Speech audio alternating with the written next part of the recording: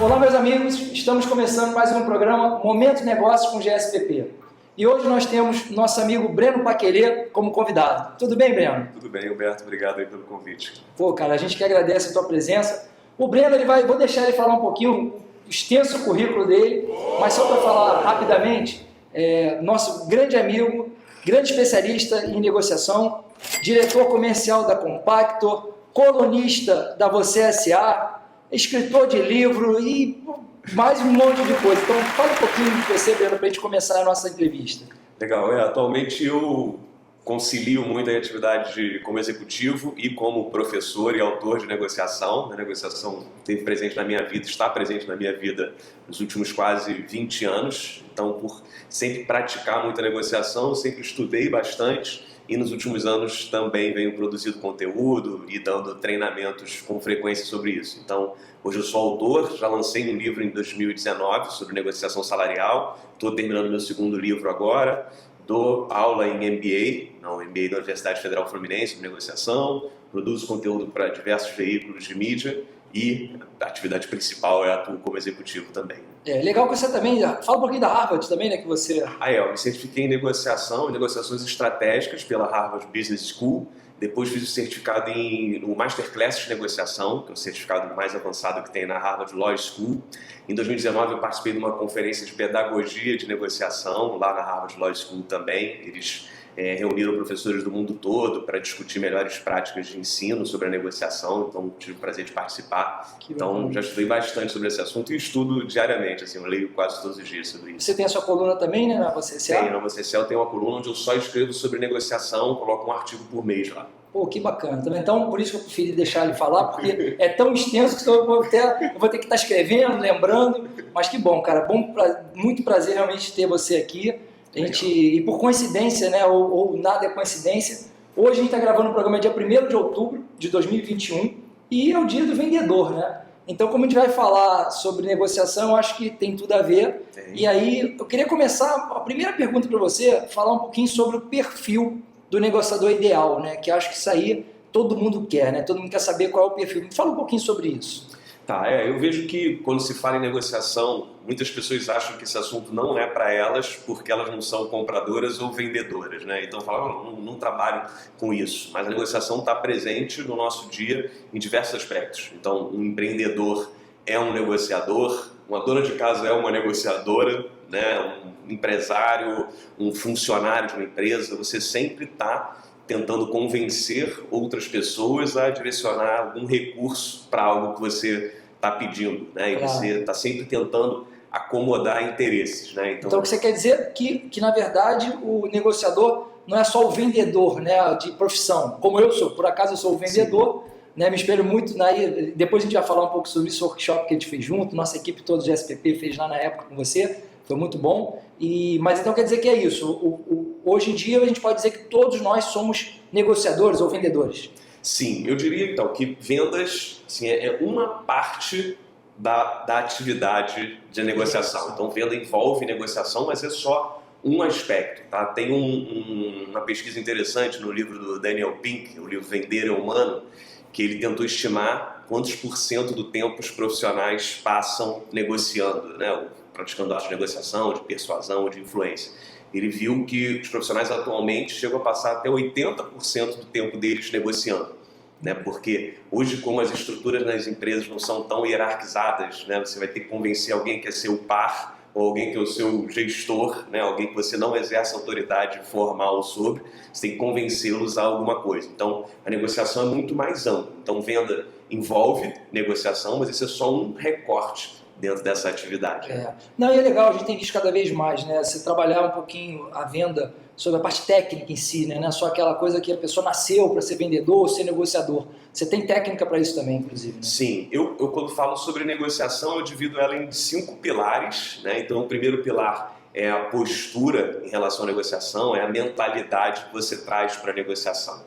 Eu vejo muitas pessoas que se consideram boas negociadoras, elas têm uma mentalidade muito transacional, assim, né, da negociação muito combativa, pensam só no curto prazo, em conseguir o que elas querem ali de forma imediata, né, e eu trabalho a negociação de uma forma mais construtiva, né, você pensando na negociação de uma forma mais ampla.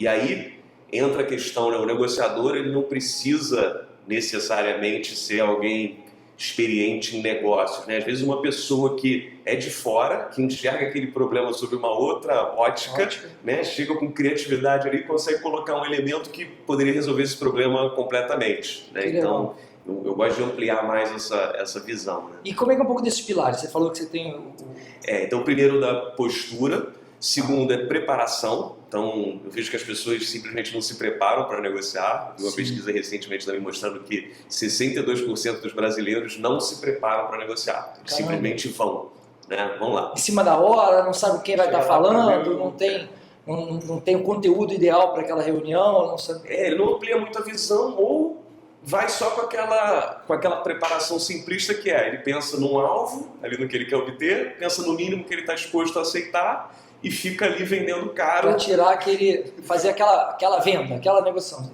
Então, eu ampliando essa questão da preparação, eu falo em 3 aspectos principais dentro da preparação, que é você tentar identificar todas as partes, né? Todas as pessoas ou empresas que de alguma forma podem influenciar essa negociação. E aí, o segundo aspecto dentro da preparação é de você tentar identificar quais são os interesses de cada um. Né? Então, ou até a dor, né? A gente pode chamar até a dor da pessoa que está do outro lado, para entender que se a tua solução ou você pode chegar e resolver essa dor, é isso? Isso de entender quais são as dores é muito importante, então é exatamente isso, com relação aos interesses, que eu vejo que o vendedor muitas vezes vai com a visão fechada, achando que... De fechar um negócio ou tomar até uma vantagem. Isso, e achando que o interesse da outra pessoa é simplesmente pagar pouco, né? Pagar o menor preço possível. Mas tem vários interesses que estão por trás, ali tem várias dores que estão envolvidas, né, dentro da outra parte. Então, vamos dizer, se a gente quiser trazer para a relação de franquia, né? Então, o potencial franqueado ele está buscando uma franquia que tenha uma boa reputação, que tenha credibilidade, que seja um negócio que tenha uma determinada segurança, uma boa marca, que dê suporte, que tenha potencial de crescimento, que ofereça uma relação continuada. Então, assim, tem vários aspectos aí que é muito mais do que simplesmente qual é a franquia mais barata. Por exemplo, né? Então, isso tá. E aí o franqueador busca também no franqueado? Busca também um franqueado que tenha o que ele busca, né? O perfil que ele busca dentro de um franqueado. Para ser um bom parceiro, para estar entregando realmente dedicação total ao negócio, né? E sendo, acho que talvez até o representante. Sabe, a gente está falando de franquia porque também é o nosso business aqui principal, né? Foi bom você ter tocado no assunto. Te agradeço vir buscar essa linha. Então, assim, para a gente poder aí falar um pouco dessa questão. Então, na questão da negociação, eu lembro que naquele workshop que a gente fez, e vejo muito você falar sobre isso, sobre uma negociação colaborativa. Não é só o pensar em sentar e ganhar, né? Acho que tem que ter uma troca. E obviamente que você falou até do franqueado e franqueador. Então essa negociação colaborativa é uma coisa que... Fala um pouquinho disso, inclusive, só para a gente entender um pouco o que é negociação colaborativa. Tá bom. Então eu vou falar sobre negociação colaborativa e depois vou rapidamente só falar os outros pilares ali para a gente fechar essa visão completa. Mas foi bom você puxar esse ponto. Então quando eu falo de negociação colaborativa, né, isso não é uma visão ingênua ou utópica, né, que eu vejo as pessoas que às vezes já estão na batalha aí há muito tempo, né, quando vem alguém falando de colaborativo, eu falo assim, pô, lá vem ele querer colocar uma visão e não tem noção da realidade. Então eu falo colaborativo no sentido estreito da palavra, de colaborar é trabalhar em conjunto.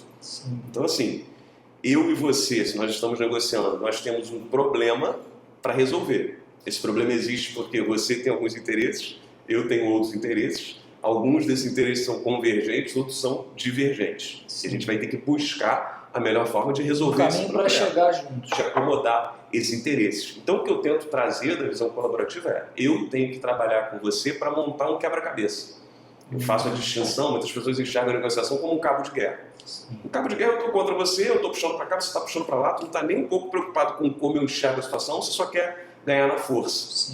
Num quebra-cabeça eu vou entender quais peças você tem, eu vou tentar colocar outras peças e a gente vai juntos tentar montar uma solução que funcione para todo mundo. Né? Quando eu falo em negociação, eu nem falo muito em ganhar ou perder, eu falo em satisfazer os seus interesses. Assim, não me interessa se tu ganhou ou perdeu, ganhou mais do que eu, assim, às vezes é difícil mensurar isso. Para mim eu saí satisfeito, você saiu satisfeito, mesmo que minimamente satisfeito para aceitar um acordo comigo, para mim já é suficiente. Claro. Isso é legal, né? E vindo um pouco até para o universo, como você falou, né? Para não ficar aquela coisa utópica e tal, mas vindo para o universo dali da venda, do dia a dia da negociação em si. Eu vejo muito isso, né? De alguns vendedores ou negociadores, ele, realmente, como você falou, querer tomar vantagem sobre a pessoa que está do lado da mesa e a outra pessoa também aí acaba não cedendo um ao lado do outro. No meu ponto de vista, né, obviamente, eu me espelho muito você como grande negociador, mas me considerando um pouquinho também como vendedor, eu vejo muito e falo com a equipe, né, a nossa equipe aqui da GSPP, e com todos que eu consigo conversar sobre vendas, eu vejo que aquilo, né, a gente tem que ir trabalhando em conjunto para não ser só a coisa do vendedor ir no comprador, ou o comprador também vir no vendedor e um outro lado, né, acabar tomando vantagem do outro. Acho que tem que ser aquela coisa, e construindo junto, como você falou, eu falo um pouquinho, cedo um pouquinho, você fala um pouquinho, cedo, para a gente conseguir o mesmo objetivo. Seria isso, né? Seria isso. Eu coloco, assim, dentro dessa questão de colaboração, eu falo na negociação, defendo muito que você deve buscar criar valor. Né? Como eu crio valor na negociação? Buscando trocas que custem pouco para mim e gerem muito benefício para você. Então, eu pensar ali, e aí entra essa questão de entender a dor, né? Eu preciso te ouvir, é o terceiro pilar da negociação, é comunicação. Então, eu preciso te ouvir para identificar essas dores. Por quê? Porque entendendo qual é a sua dor, eu posso te dar o remédio exato para resolver esse problema. Se eu ouvir, se eu entender o que se passa na sua cabeça, eu não desperdiço recursos. Sim. Eu pego o que para mim custa pouco, mas você valoriza muito e resolve o teu problema e vou tentando colocar esses elementos na negociação. Aí sai um pouco daquela questão que você falou de valor, de preço, né? Aí não fica nem caro nem barato, é uma coisa que é importante para outra pessoa e consegue ter uma troca. Eu digo que tem vários elementos relacionados à questão financeira na negociação, né? Então, preço, prazo, forma de pagamento, tem várias questões, né? Então, você vê mesmo puxando aí para uma relação de shopping, né? Tem um aluguel mínimo, eu tenho um aluguel percentual, né? Às vezes um valor de aluguel mínimo não seria viável para a loja se comprometer, mas uma composição em que tem, às vezes, um aluguel mínimo um pouco mais baixo, um percentual um pouco mais alto, ela pode ser satisfatória para o shopping, porque o shopping às vezes acredita que a sua operação vai vender bem, e para o empreendedor que está muito preocupado com a sobrevivência do seu negócio, seria algo mais fácil dele validar. E se ele vender bem, ele vai acabar pagando proporcional. Ele vai vai pesar menos para ele, né? Perfeito, perfeito. E aí, quando a gente conversou um pouco, né, até nos bastidores, a gente estava lá falando antes da preparação, eu falei com você sobre uma palestra que eu vi sua no TED, né, e vi que é uma questão que foi bem interessante. Fala um pouquinho sobre isso, que eu acho que funciona bem aqui no que a gente está falando. Tá, legal. Minha palestra lá foi sobre como lidar com impasses, né? E o interessante desse formato do TED é que são palestras de 15 minutos, né? Então você tem que ser bem objetivo e impactante na sua mensagem. Então, negociação é bem ampla. Eu falei ali só especificamente sobre esse recorte do primeiro pilar, que é como superar impasses. E o ponto principal que eu coloquei ali é que você, para superar o impasse, né, o impasse acontece quando você quer algo diferente do que eu quero, na superfície, né? Então, numa relação franqueado-franqueador, né? Às vezes a marca diz que quer que algo seja desse jeito, né? Então, eu quero que você cumpra essa regra, eu quero que você faça isso. E às vezes o franqueado está ali, não quero fazer isso, eu quero fazer outra coisa. Isso é o impasse, né? Eu quero assim, você quer daquele jeito. E aí o que eu coloquei foi você tentar descobrir qual é o real problema que está por trás daquilo que a outra pessoa está dizendo, né? Então, assim, por trás do que a marca disse que quer, tem alguma necessidade ali. Então, às vezes ela diz assim, por exemplo, não pode vender chopp numa operação de alimentação saudável. Sim.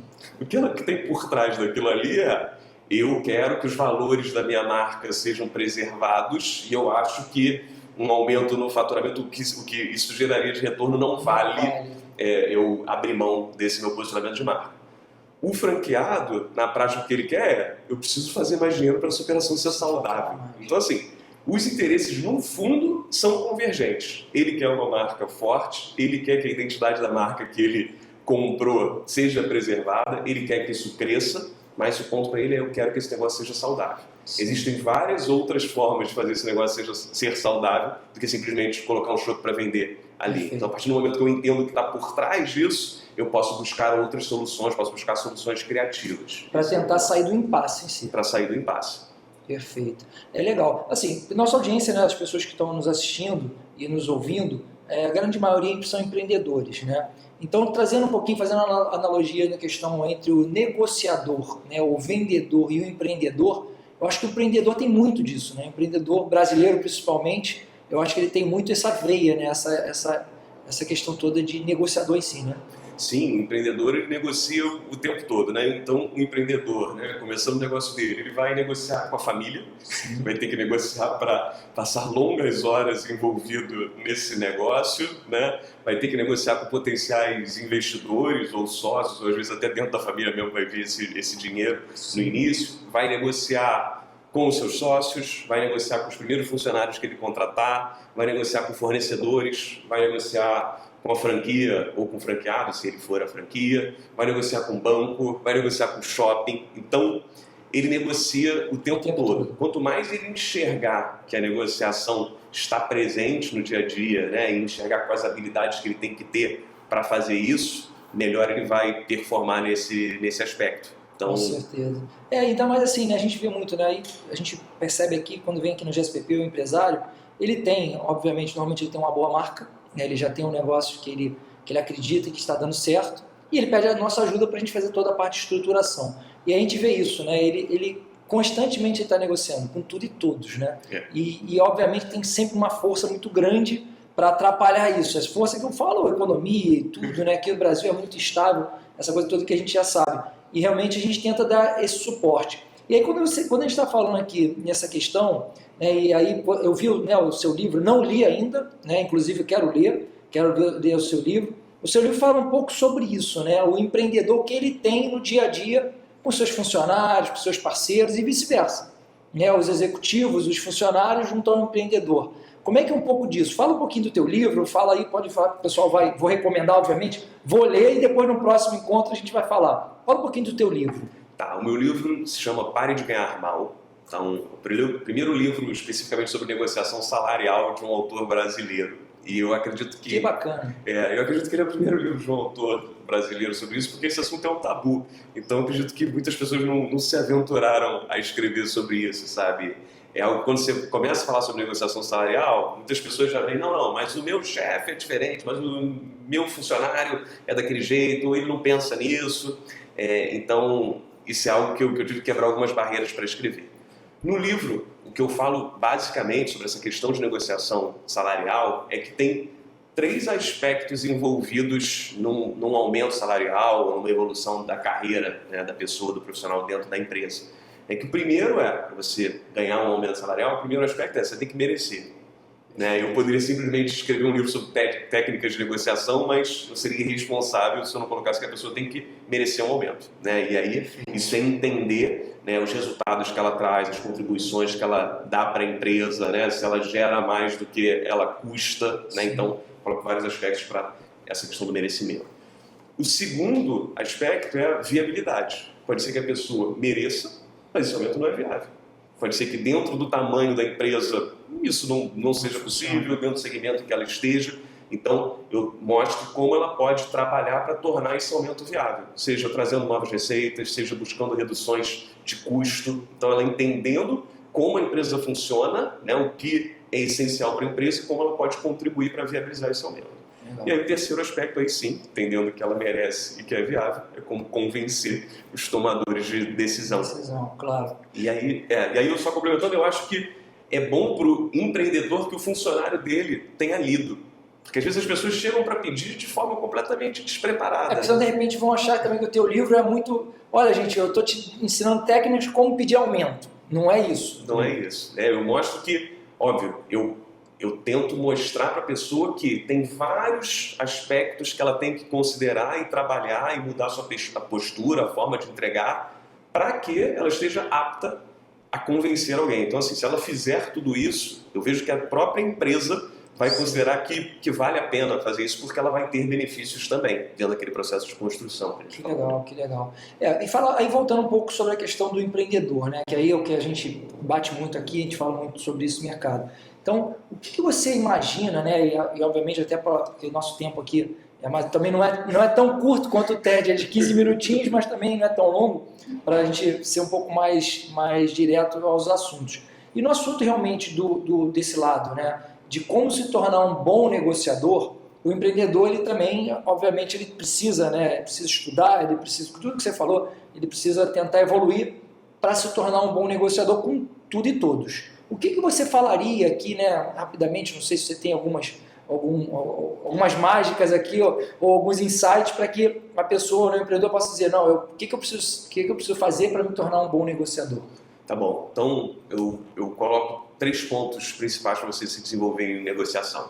Primeiro é você estudar, tá? Estudar não necessariamente você precisa fazer um curso formal sobre isso. Então, se você ler livros, tá? Eu indicaria até, para quem não leu nenhum livro sobre negociação, eu começaria pelo Como Chegar ao Sim, tá? Que é um livro do William Ury, da editora Sextante, Como Chegar ao Sim. Então, primeiro, estudar. Fato, tá? Ler livros, assistir podcast, quiser. Isso. Segundo, praticar. Né? De nada adianta você só ficar lendo lá, a negociação é dinâmica. Sim. Ela envolve mais de uma pessoa e você só vai perceber ali o que funciona, o que não funciona, os dilemas na prática. E o terceiro ponto, que esse pouco que a gente faz, é uma autoavaliação. Assim, de todas as negociações que eu saio, termino uma negociação, desde as mais simples, eu faço uma análise. Assim, o que eu fiz que foi bom, que funcionou, e o que eu poderia ter feito diferente. Perfeito. Será que eu estava fechado demais? Será que eu compartilhei uma informação cedo demais? Será que eu não compartilhei algo que seria bom? Será que a carga emocional... de repente, puxei muito do meu lado e não para o outro. Não ouvi, falei demais. Então isso, assim, eu sempre avalio. E aí você fica num ciclo positivo, porque eu avalio, vejo onde eu errei, estudo mais, pratico mais, tento colocar aquilo em prática, analiso. Então, se trabalhar nesses 3 aspectos, você certamente vai evoluir.